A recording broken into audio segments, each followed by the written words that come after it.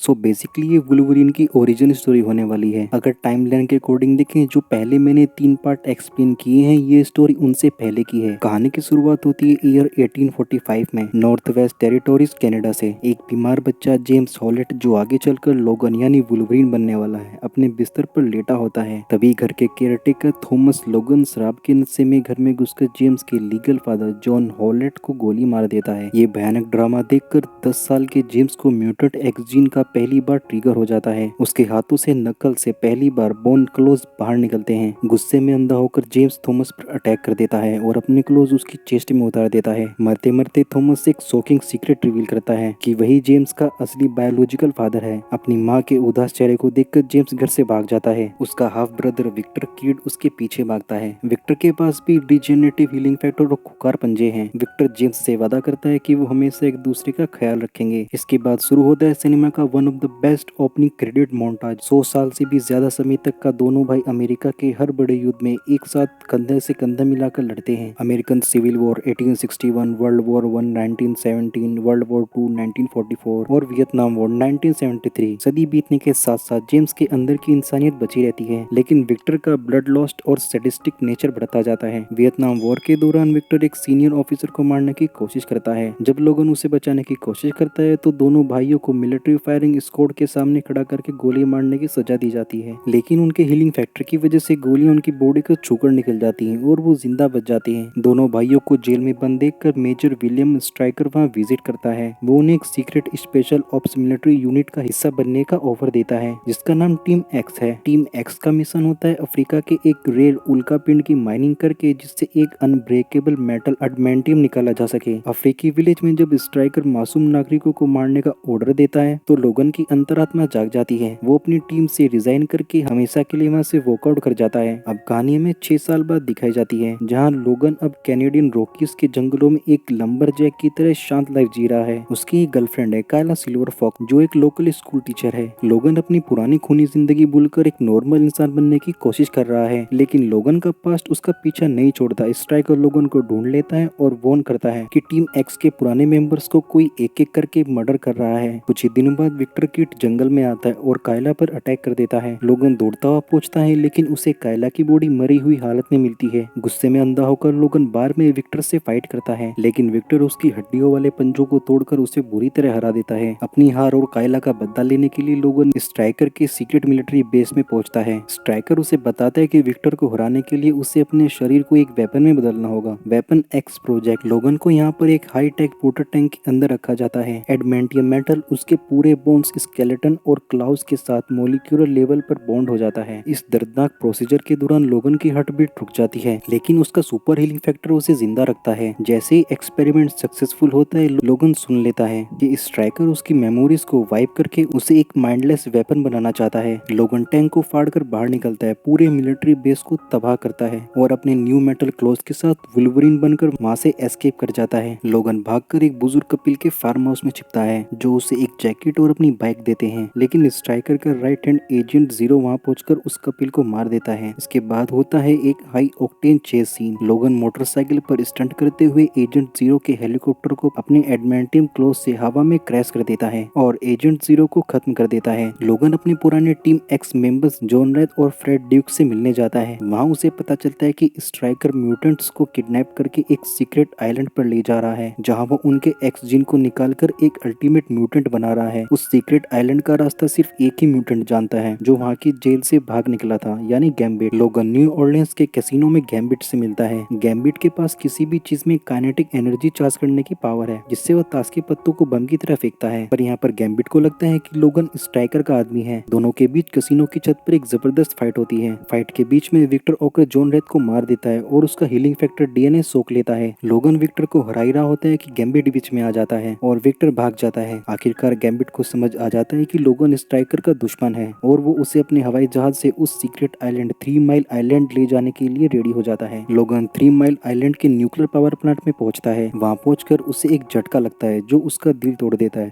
उसकी girlfriend Kayla silver fox पूरी तरह से जिंदा थी। कायला की असली म्यूटेंट पावर थी टैक्टाइल हिप्नोसिस, यानी कायला किसी को भी छूकर अपने कंट्रोल में कर लेती थी। कायला ने स्ट्राइकर के कहने पर लोगन को प्यार करने का नाटक किया था ताकि वो वेपन एक्स प्रोजेक्ट के लिए मान जाए, लेकिन कायला लोगन को बताती है कि उसने ये सब अपनी बहन एमा, जिसकी स्किन डायमंड की हो जाती है, और बाकी किडनैप किए गए यंग म्यूटेंट्स को बचाने के लिए किया था। कायला सच में लोगन से प्यार करती थी। स्ट्राइकर अब अपना सबसे डरावना हथियार अनलीश करता है, यानी कि डेडपूल को, जिसके मुंह को सील कर दिया था और उसके अंदर कई म्यूटेंट्स के डीएनए इंजेक्ट किए गए थे। न्यूक्लियर कूलिंग टावर की छत पर सिनेमा की सबसे एपिक फाइट में से एक होती है। लोगन का मुकाबला डेडपूल से होता है, जो आंखों से लेजर बीम मारता है और टेलीपोर्ट होकर अटैक्स करता है। जब डेडपूल लोगन को मारने वाला होता है तब उसका भाई विक्टर किड वहां पर आ जाता है। विक्टर कहता है कोई भी तुम्हें मेरे अलावा नहीं मार सकता। यहाँ पर दोनों भाई मिलकर डेडपूल से फाइट करते हैं। लोगन अपने एडवेंटियम क्लोथ से डेडपूल का सिर काट देता है और उसकी बॉडी कूलिंग टावर के अंदर गिरकर पूरी तरह से तबाह हो जाती है। विक्टर लोगन से कहता है कि वे भले ही भाई हैं, लेकिन वे कभी एक साथ नहीं रह सकते, और वहाँ से चला जाता है। इस तबाही के बीच में कायला घायल हो जाती है। वो यंग म्यूटेंट्स को बाहर निकालती है। बाहर एक सीक्रेट टेलीपैथिक गाइड उनका इंतजार कर रहा होता है। वो कोई और नहीं बल्कि प्रोफेसर चार्ल्स एक्जेवियर थे। यहाँ पर प्रोफेसर एक्स अपने हेलीकॉप्टर में उन सभी बच्चों को रेस्क्यू करके सुरक्षित ले जाते हैं। इधर घायल लोगन अपनी कायला को गोद में उठाकर भाग रहा होता है। तभी पीछे से मेजर स्ट्राइकर एडमेंटियम बुलेट से भरी रिवॉल्वर लेकर आता है। यहाँ पर स्ट्राइकर लोगन के सर में सीधे 2 एडमेंटियम गोलियां ठोक देता है। एडमेंटियम स्केलेटन होने की वजह से लोगन मरता तो नहीं है, लेकिन गोलियों के इम्पैक्ट से उसका ब्रेन टिश्यू डैमेज हो जाता है, जिससे उसकी पूरी पास्ट मेमोरीज हमेशा के लिए मिट जाती है। कायला मरते मरते अपनी हिप्नोसिस पावर से स्ट्राइकर को ऑर्डर देती है कि वो तब तक चलता रहे जब तक उसके पैर न छिल जाएं। स्ट्राइकर एक पपेट की तरह खून बहते पैरों के साथ अनगिनत मील तक चलता रहता है। लोगन होश में आता है। उसकी बॉडी पूरी तरह हील हो चुकी है, लेकिन उसे अपना नाम, अपना पास्ट या सामने पड़ी कायला की लाश तक याद नहीं रहती। गैम्बिट वहाँ पहुंचकर पूछता है क्या तुम्हें ये याद है कि मैं कौन हूँ या तुम कौन हो। लोगन सिर्फ अपना डॉग टैग देखता है जिस पर लिखा होता है लोगन। तभी वहाँ पर पुलिस आ जाती है। गैम्बिट लोगन को लेकर वहाँ से निकल जाता है